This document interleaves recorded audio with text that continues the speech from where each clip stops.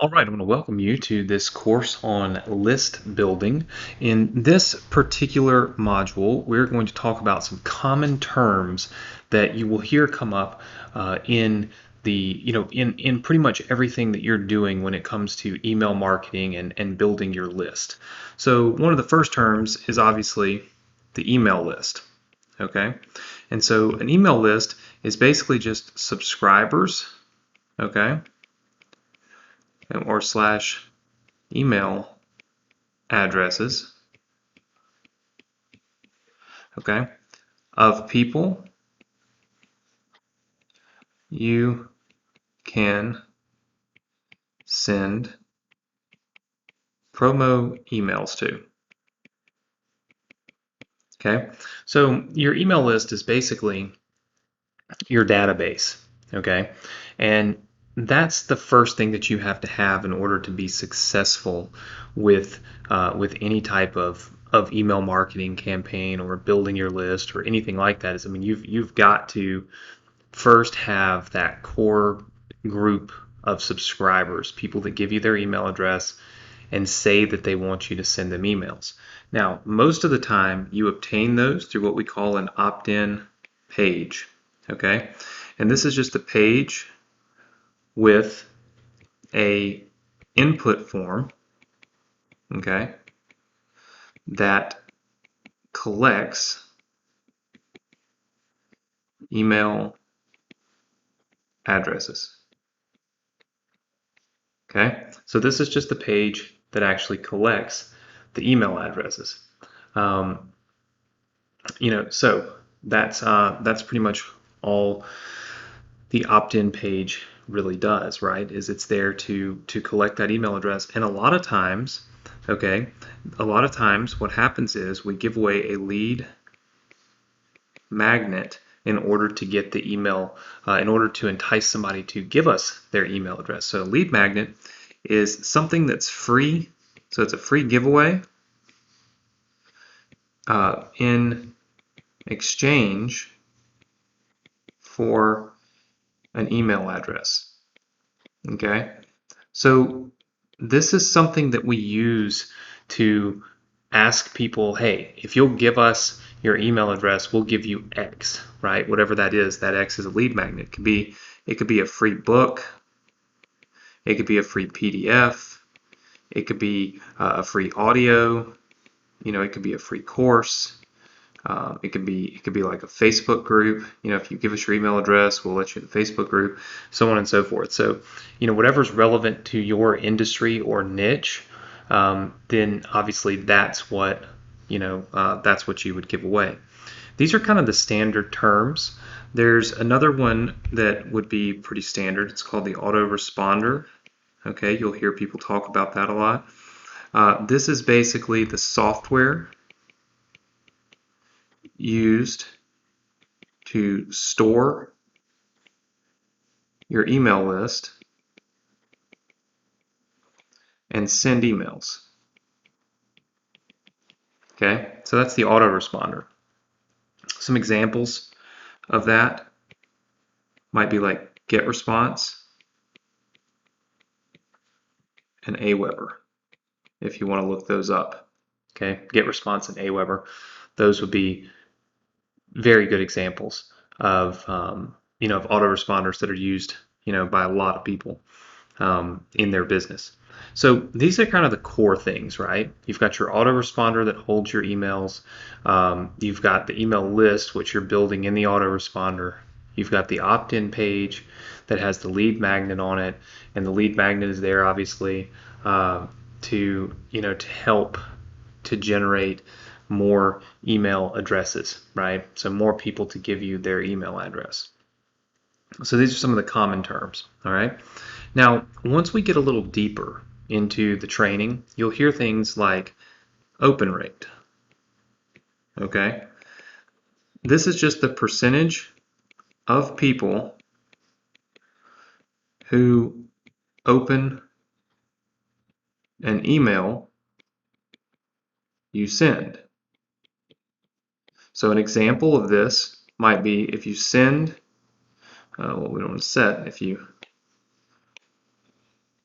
if you send 100 emails and you get 5 opens, your rate is 5%.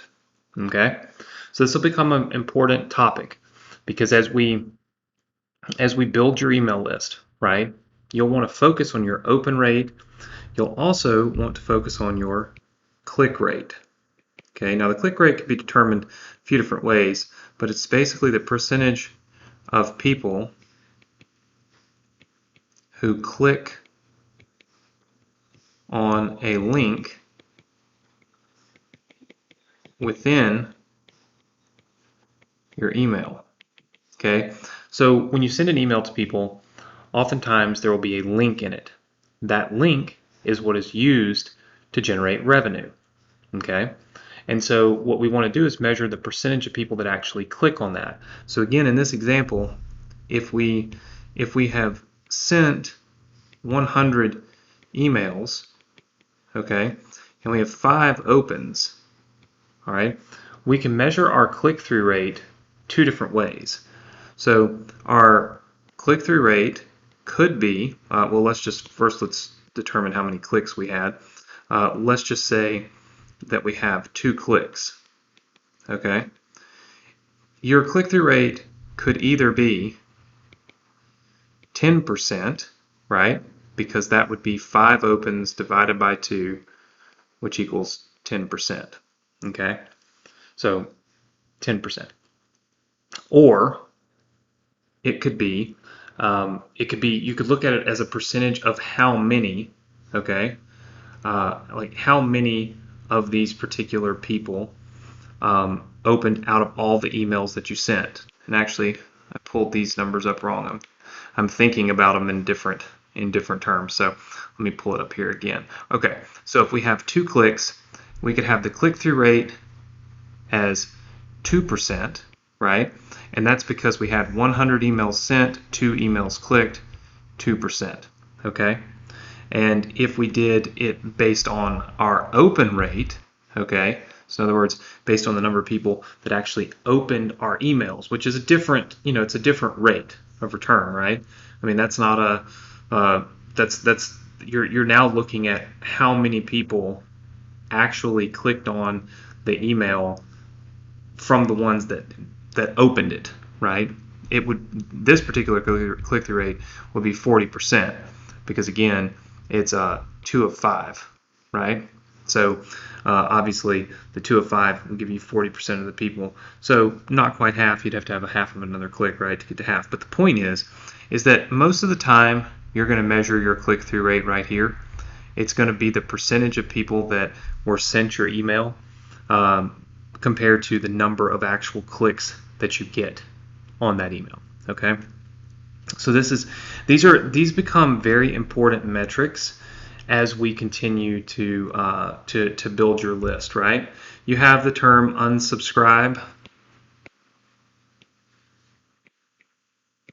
Okay, this is just somebody removing someone from your list. Okay. Then a lot of times people talk about cleaning your list. Okay, so cleaning, and that just means removing inactive people. Okay, so removing inactive people. So these are some of the common terms that we're going to use as we go through this training. Obviously understanding what your email list is very important. So obviously throughout the course, we're going to be using these terms. So I wanted to share these with you up front. We're going to be breaking this down, how to, properly analyze an opt-in page, how to find lead magnets, what your autoresponders are, how to increase your open rates and click rates. All these things will be discussed throughout the course. So this is pretty basic right now, but I wanted you to have a very clear understanding of some of the terminology that we're going to be using as we continue to progress through the course.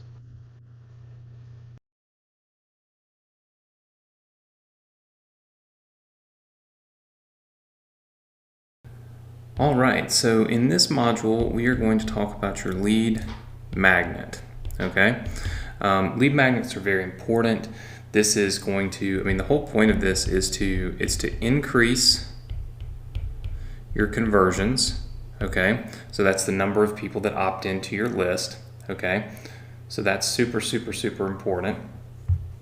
And then second to that is going to be the fact that you're going to want to make 100% sure, okay, that this helps sell whatever your product is. So here's what that means. The lead magnet should help to sell whatever it is that you plan on providing to people throughout your sales funnel. Okay, so obviously you know that when you get an email address here, so this is we talked about your opt-in page, and basically people go onto your list. Okay, all right, there's something that's happening here, and this is the sales process. Okay, so this is your sales process. So this is really where the money's made, right? This is where the consumer or the person first sees your business, is right here on your opt-in page. So whatever your lead magnet is, let's just put this lead magnet on this page, right? Boom. Whatever that is, if that catches this person's attention, this person sees this, okay, that's what's going to cause them to join your list. But if you're giving away something that makes absolutely no sense to your marketplace, meaning if I'm giving away free gold, like free little gold pieces, right? Free pieces of gold, right? Like little nuggets of gold, right? Something totally arbitrary. But everybody might want it, right? It's gold. Everybody wants that. But if they all opt in my sales process over here, let's just say let's say I'm selling yoga training, okay? Well, here's the thing. Yes, my opt-in rate, because of my lead magnet, so my lead magnet, if I were to use that, okay, my opt-in rate would be really high, okay? So my opt-in rate would be really high opt-in rate, okay? But I would have a really low purchase rate, right? Because my lead magnet had nothing at all to do, okay, my lead magnet had nothing at all to do with what I was actually going to sell. So your lead magnet needs to match the customer avatar of your buyer. Okay?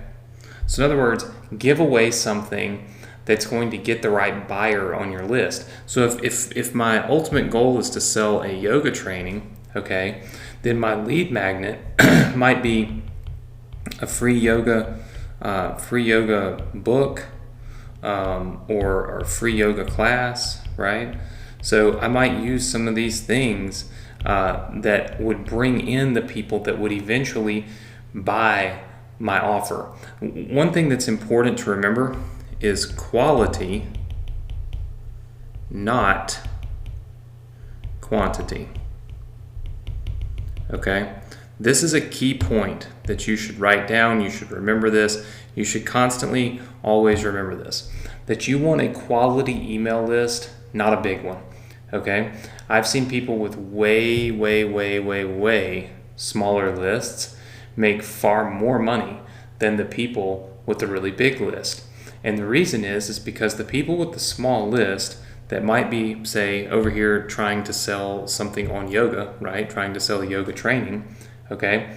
They're using lead magnets that would bring in their customer avatar. People with the big list might use a lead magnet like I said, a free vacation, a free this, a free that, things that every person in the world would really want, but wouldn't necessarily bring them the right people for the offer that they're going to present to these people after they opt in. So not all lead magnets are created equal, and you want to make sure that your lead magnet is bringing in the right quality of people. Now, lead magnets, usually they're books, they're audios, they're PDFs, so like a PDF, or like a report, a free report. Sometimes you see it in the form of a course, like get a completely free course. Sometimes there are discounts. So you'll see like on some websites where it's like a discount coupon, right? If you opt in. So all of these things. Out of all of these, I would say the free ebooks, and I'll just put on here the ebook. The free ebooks tend to do the best. Now you might be thinking, okay, well, how do I get a free ebook? Well, it's real simple. You can use a site like Fiverr, okay, and just go in and type in free ebook, and you'll see there are tons and tons and tons of people that are willing to create the ebooks for you. And here's the cool part: they create the ebook, they write the ebook, they even do the design, right? And they do this extremely, extremely inexpensive. You can see all the different ones. I always look for ones that have high ratings. So this has 570 ratings, 175, 255. I usually stay away from the people that have 2 or 3 ratings, right? Now, it doesn't mean that they're bad. They might just be getting started.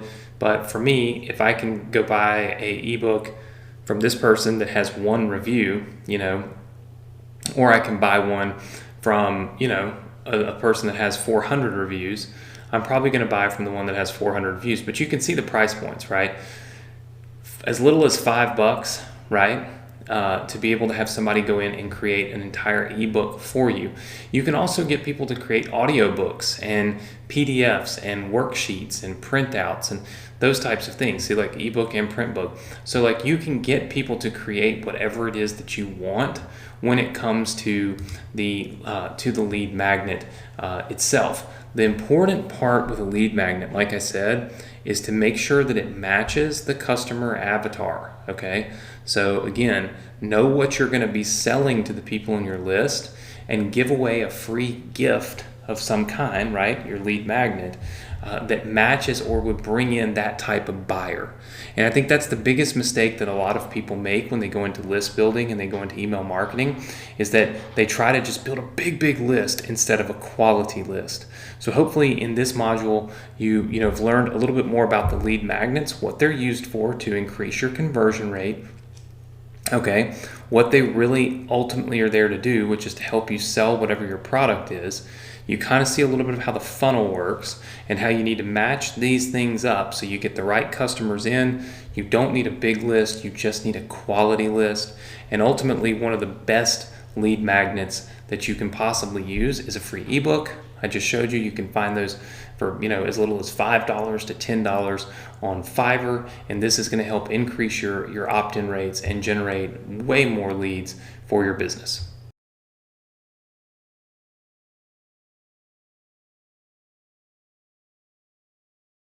All right, so in this module, we're going to talk about opt-in pages. So the opt-in page is basically just the page that you're going to want to build in order to generate some type of email address on your email list. This is one right here for the top 5 courses to learn Spanish today. So this would be for a company that's looking to generate leads for people that are interested in learning how to speak Spanish. Now, the interesting thing is, and the important thing is on these opt-in pages, is to make sure that the opt-in page is targeting the actual customer avatar that you want, right? So for instance, this one is the top 5 courses to learn Spanish today. Grab our list of the best Spanish courses on the market, plus our favorite recommendation. So what this means is, if somebody opts into this, they're expecting to get some type of review from me on the top 5 courses to learn Spanish from. Now, I could easily review and create a simple little review site with affiliate links, which we'll talk about later on. And now I can generate leads, and basically my leads are what they're asking me for is to recommend and tell them what Spanish course to buy, right? You want to make sure that each and every time you build one of these opt-in pages, that you are targeting the right audience with your messaging, okay? That is really, really key. In this particular messaging, we're targeting people that basically want to buy a Spanish course online. So our goal obviously would be, on the other side of this, is to sell them a course that teaches them how to learn Spanish. What we don't do is create an opt-in page that says, the top 5 courses to learn how to speak a different language today, right? That's too broad, right? So if you're taking notes on your opt-in page as it sits here and you look at this, I want you to always remember to niche down, okay? That is super, super important. Niche down, which means don't take the broad scale topic of learn a different language. Take the niched down topic of learn how to speak Spanish. Then you might have another one that's learn how to speak French. Then you might have another one that's, learn how to speak German, right? So you have different pages targeting different languages or different niched down approaches, right? What that's going to do is increase the number of people that actually give you their email address here on this form. So it's very important because this is the entry and the gateway to your business, okay? Like, this is where the rubber meets the road. This, without somebody giving you an email address here, your business never grows, okay? Let's take a quick look on my notepad about opt-in pages, okay? Number one, like we said, we want to niche down, okay? The more specific you are, the better, okay? The more specific you are, the better. You always want to target the right audience, okay? This is very important. What you can't do is go create one of these extremely broad courses, like, broad things, and get a bunch of leads in of people that aren't interested in what you're actually trying to sell, okay? So that is important. Very, very, very important. So your opt-in page is going to help you reach and get the right audience on your list. Most of the time, you want to have a lead magnet. Okay, talk about that later, but a lead magnet is important. This is we call this a freebie. Okay, it's a freebie. Now, you also saw on that opt-in page, there's options. Your opt-in page can ask only for an email address, okay? Or your opt-in page can ask for more information. So your opt-in page could be something like this, okay? This is your first name, your last name, and your email address, and then submit. Okay, here's the thing. Unless this field and this field, unless knowing the person's name is really going to help your business in some way, shape, or form, you will find that this approach over here usually is the most effective way to do this. And the reason for that is real simple. Less is more, okay? Less is more. This is the less is more approach. The less information we ask for, the more people that are going to actually put their information in this box. Because the ultimate goal is that eventually you have traffic, okay?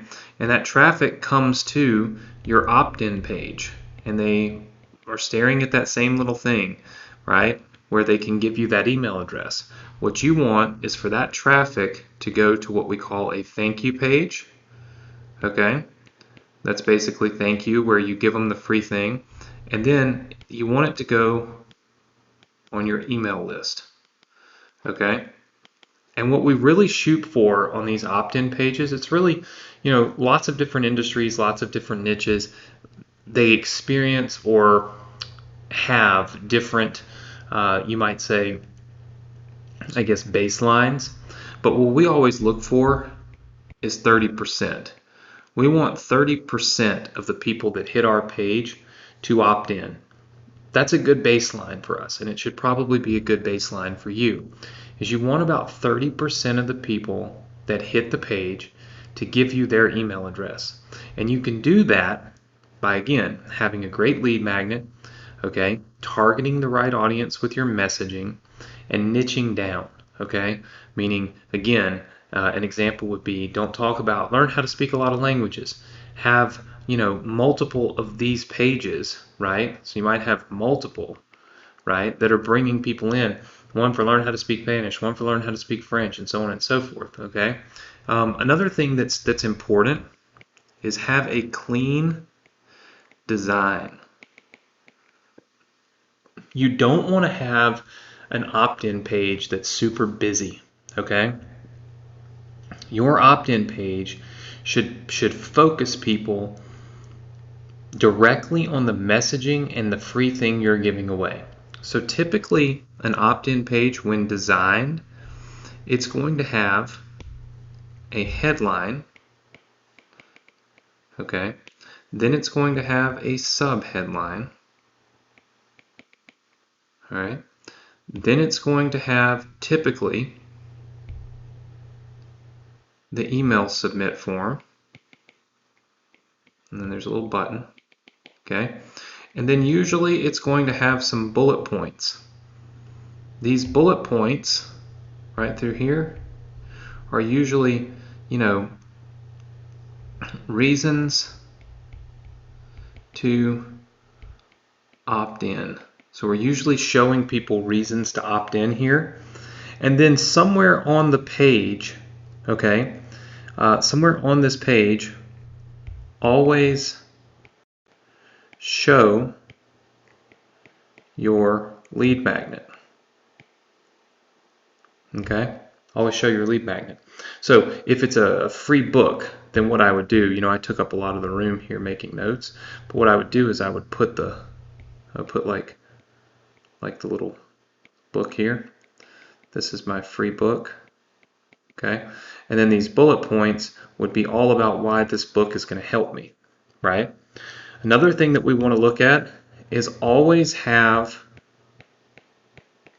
if this is the fold, always have this above the fold. So that means is your opt-in box where you're asking someone for their email address should always be above the fold, meaning they should not have to scroll down to see everything. You want all of this information here to be above the fold. Now you can put whatever you want below the fold, okay? This can be anything you want on this page. Doesn't matter what it is, okay? Content, you can add more things that hopefully will help you to sell people and giving you their email address and stuff like that.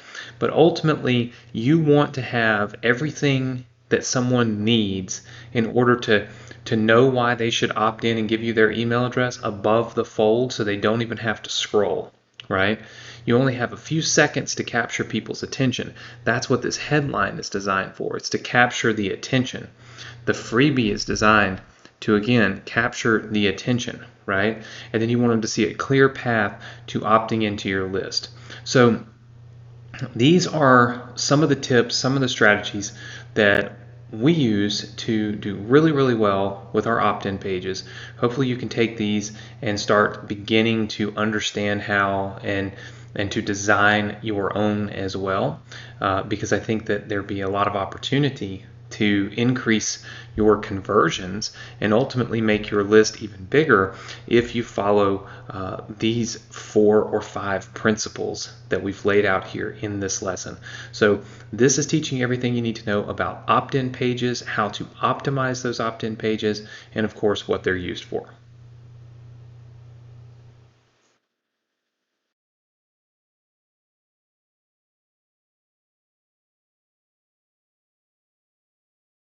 All right, so welcome to a new module here where we're going to talk about some of the basics when it comes to sending your emails, okay?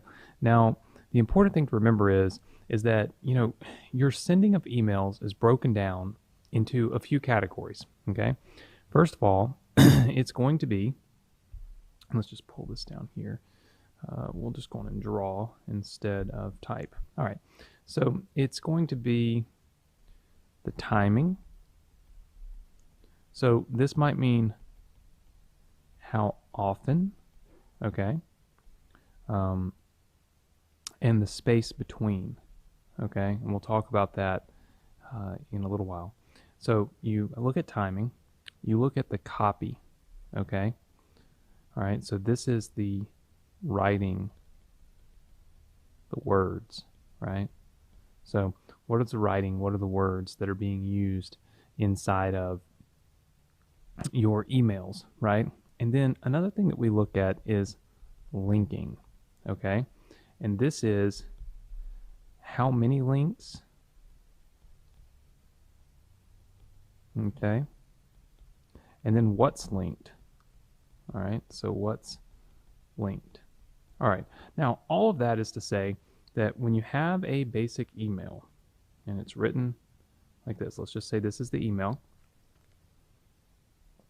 you're usually going to have a lot of copy just like this, and then every once in a while you find a link, okay? And then there's additional copy, so on and so forth. So the elements in your email, right, that you're, and this may look better and serve us better if we draw it this size, right? So this is your email, all right? This is the basic, these are some of like the very, very basic core elements of an actual email. Now, the linking is most definitely one of the more important core elements. The copy is important. The timing is important. And one of the things that is kind of the gateway, okay, like literally the gateway to success with an email is your subject lines, okay? Subject lines. So when you're looking at the evolution of an email, right, like what comes first? You have subject lines, okay? This is what's going to generate the opens, okay? So in the process, your subject line comes first. Without a subject line being good, if you will, you're going to generate far less opens, okay? So subject lines are going to really have an impact on the open rate of your emails because it's the only thing that people see prior to opening, right? So subject lines are going to really affect the open rate. Timing is going to affect your open rate, okay? So the timing, this is something that's going to affect your open rate. Now, what I mean by timing is how often you're sending an email, what time that email is hitting for your customers, and we're going to talk a little bit more about that in some future modules where we discuss and go really into detail on how to properly time your emails when they're going out, okay? So keep that in mind. So we've got subject lines and timing, which really focus a lot on opens. Now, your copy, I'm going to do that. Your copy, okay, focuses a lot on clicks, okay? So obviously, once somebody opens an email, our goal is to make them click on a link in that email. The click is what's going to generate the revenue. And I think that's what's really most important for you to take away from this kind of overview and basic introduction to sending emails. And that is that it's great to get all these really big open rates, right? Send a bunch of emails and get a high percentage of people to open them. But money is made when you actually get clicks on your link, right? And so obviously the copy and then your linking strategy, okay, how often you put links, what words are linked, and so on and so forth. Those are the things that really affect the number of clicks that you're getting, okay? And when we're looking at kind of taking sending emails and turning it into a profitable business, we have to get a happy medium of both of these things. We've got to get a good open rate, okay, in order for us to be able to make any real money. But we've also got to be able to get a lot of clicks on the emails once they're opened. So we have to optimize both of these elements, okay? We have to get as high an open rate as we can and as high a click-through rate as we can. And we can do that by focusing on the things that you see here on the screen. Increasing the frequency with which we send emails, addressing the copy that we use in our emails, making sure that we're linking properly in our emails, and then always testing new subject lines. This is a really big one right here because this makes the biggest difference in your open rate is the subject lines. And to be honest with you, the copy makes the biggest difference in how many clicks you get. So we have to have a marriage of these things. You have to understand the core principles and the core basics here when you're sending an email. All right. Now we're going to break down some of these in the next couple of modules, and we're going to dive into, the timing of emails, maybe the subject lines of emails, and maybe how we write copy properly. But at the end of the day, what we want to make sure is that you know that these 4 elements are the most important core elements. Look, it doesn't matter how your email looks. It doesn't have to have a template. In fact, oftentimes we don't use templates in our emails. Templates meaning graphics and all of that kind of stuff. We just use a very basic email with nothing but text, right? Text and the links that we want people to click, and we get the best results that way. You want to focus on these 4 things to improve your metrics, okay? To increase your opens, increase your clicks, increase your revenue. These are the basic things that you must know about sending emails. And when you move on to the next module, we're going to talk and break some of these things down into detail and show you exactly how to optimize them for the best results.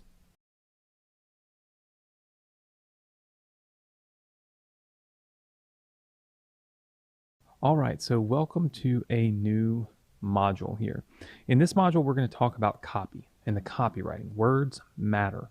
Okay, this is probably one of the most important modules in the entire course here because, if you write the right type of copy, you can generate so much more revenue, but you got to be focused. You've got to have your attention on the details of the copywriting.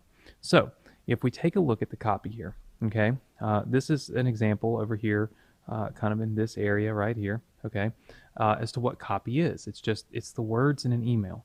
Now there are 2 types of copy. There's short form copy, which is literally got more hype, and it usually has some type of urgency, okay, built into it. All right, so hype and urgency are built into the copy when you're using the short form copy. When you're using long form copy, okay, like this, it's usually more informative, okay? It's going to be more informative. It's for people that don't take quick action, right? They're people that want details, right? Bullet points, if you will.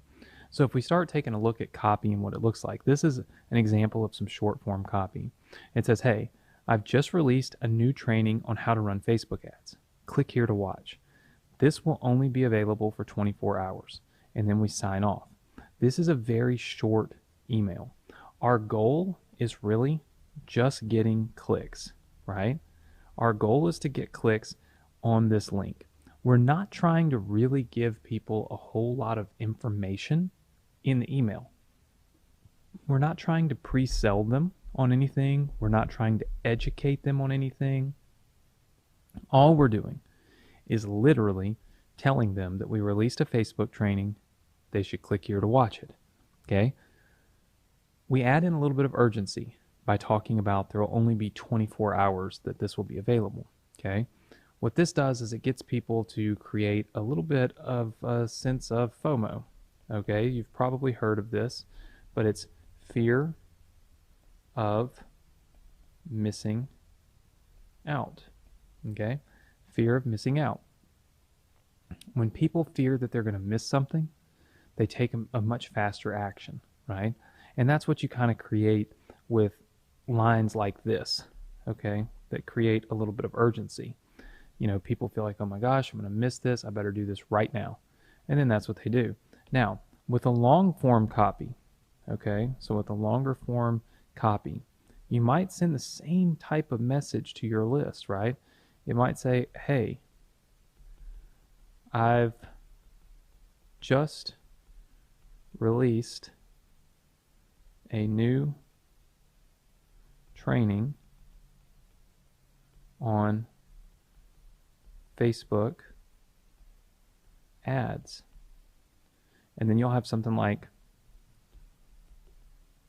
watch it now, right? This is going to be your link. But then it says, here's what you'll learn. And then you've got bullet points, right? And then this email might even keep going a little bit further, right? So we put bullet points in, and then, you might say, if you feel this will help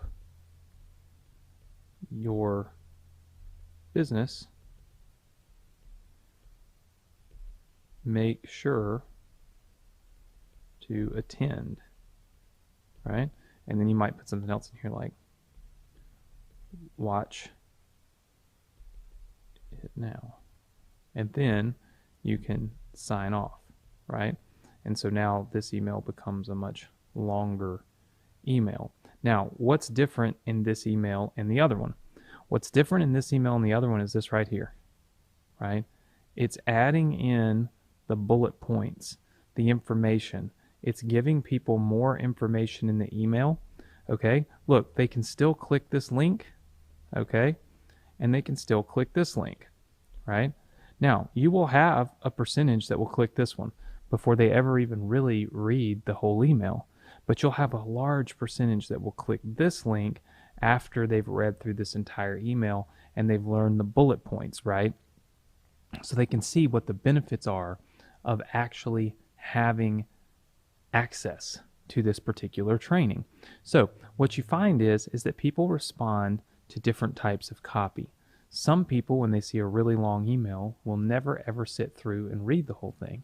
So they just close it. Some, when they see a short email, think, there's no value in this for me. And so they just close it. So what we normally do and what we suggest you do is mix it up. Remember, you don't know who's on your list, right? You can't sit down with each and every person. And it's important to note that all people are different, which means you're going to have a mixture of people that would respond to the short copy and a people that will respond to the long copy. So what we suggest doing is mixing it up. Maybe every other day, every 2 days, you add one in and you change from short copy to long form copy so that you're appealing to everyone on your list. One of the most important things with copywriting, especially when it comes to email, is to remember that you're writing to all types of people, not just one type. So you don't want to appeal to just one type of person. You want to appeal to as many people as you possibly can. And the only way you can do that is by continuing to test and continuing to write different types of emails to see what type of response you get. Now, if you get a really low response on one email and a really high one on the other, it doesn't necessarily mean that the low response email is a bad thing. It may have been getting people to open it and click on it that never would have opened and clicked on the one where you got a higher response rate.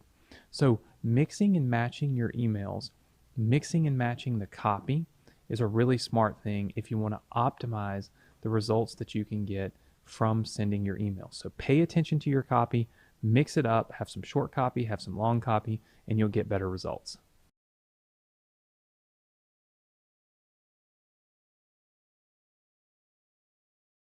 All right, so welcome to a new module. And in this module, we're going to talk about subject lines. So what I'm going to do is break down for you some of the best use cases for subject lines, some great ideas for subject lines, so that hopefully you can implement these in your business and you'll be able to generate more opens in your emails. So one of the first things we do is we use subject lines that ask a question, okay? And that's because, it's human nature to want to give your opinion, okay? We like to give opinions and give answers, right? That's just a human nature thing. It's something that we innately enjoy doing. And so we found that when you ask a question in your email or in your subject line, you pique the curiosity, but you also grab attention. So you might say something like, would this work for you? Or did you send me this? Something like that, right? These types of subject lines work really well because, again, people love to answer questions, all right? Another subject line tip would be use the person's name. Okay, now, this is only possible if when you generate your list, you ask someone for their name. So a lot of times when you opt into an email list, you can just opt in with your email address, but then a lot of times they will ask you for your name. And usually what you can do is things like this, where there's a little bit of code that looks kind of like this. All autoresponders are different, but they give you a little token. All right, so this is called a token. All right, all autoresponder software has it. And what this does is it lets you insert the person's name into the subject line. So it might say first name, would this work for you? Right? Now I've got some name recognition in there, which is really important, because if you've got name recognition in, now it stands out in their email box, right? So students often ask us, when we're generating an opt-in, should we just ask for email? Okay? Or should we ask for email and name, right? My suggestion is this, right? Asking for a name. Yes, you're probably going to get a few less people that will opt in, but for the most part, people are comfortable giving up their name and their email address, right? And so with that name, you are able to now code your emails so that you get, again, more visibility and recognition in the inbox. And that's what's really important. Like, that's where the real magic is. That's where the real money's made. So you can use a person's name or their email address. Okay? So in other words, if you don't have their name, you can use the token like this that says like email, and then would this work for you? In other words, what these tokens are doing is it's replacing this with their email address. So everybody that gets this email, it would have their email address, would this work for you? Or their name, would this work for you? These are things that we use every single day when we send emails, and it does phenomenal for us. So I highly suggest that you use this technique. Number 3 is insert the date or the day, okay? So in sticking with this exact same kind of evolution here of this subject line, we might do something like first name,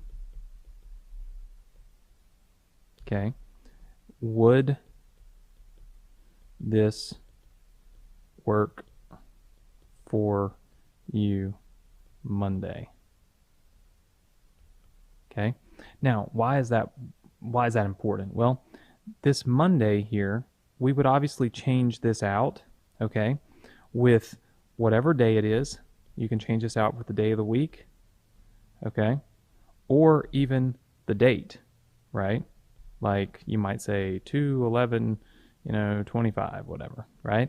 So the point is you're able to make it feel like it's current, and that's really, really important. People respond to current things when they see that there's something very specific happening, right, on a specific day or a specific time. This tends to generate really, really good results, right? So it makes a lot of sense. It works really well, and it's something that I think every single person should be doing. So first name, would this work for you on Monday or on 2/11/25 or whatever the case may be? Inserting again the day and the date. Okay, so these are 3 really, really good strategies. Okay, using words like free, and so you can use words that work. This is basically the best way I could say it. So words like free, right? Or words like gift, right? These types of things generate a lot of buzz. They generate a lot of people that are excited, right? They're excited about the opportunity to get something for free or to get a free gift. And so when you start adding and layering this in, you could say first name, would you like this free gift on Monday? ? Right? Would you like this free book on Monday? Question mark. So now you're asking a question, but you're asking if they want something for free. You're using their name and you're using the date or the day. When you start layering these things in, this is how you really get good open rates, right? Now, you don't always have to ask a question, but if you're not asking a question, you can still insert the name, insert the date, use words that really work well, right? And these are the types of things that help us to increase our open rate. And this is one of the most important things that you can do because, again, nobody can read your email unless they open it. Now, one thing I want to caution you against is using spammy subject lines, right? Not all opens are great opens, meaning if you write an email and it just says, check out this free gift, right? And there's nothing to it, right? Nobody knows what it is. Sure, you'll get a lot of opens, but you're not going to get a lot of engagement and you might get spam complaints, right? So make sure that people know what it is that they're going to get in the email by the subject line. Be clear, be transparent. And when you do that, you'll win. Not only will you get higher open rates, but you'll also get higher engagement rates and higher click-through rates, which in the end of the day is going to make you more money. So hopefully you have learned a good bit from this lesson here on subject lines, how to layer them, and how to create subject lines that are going to get you more opens, therefore more clicks and more revenue.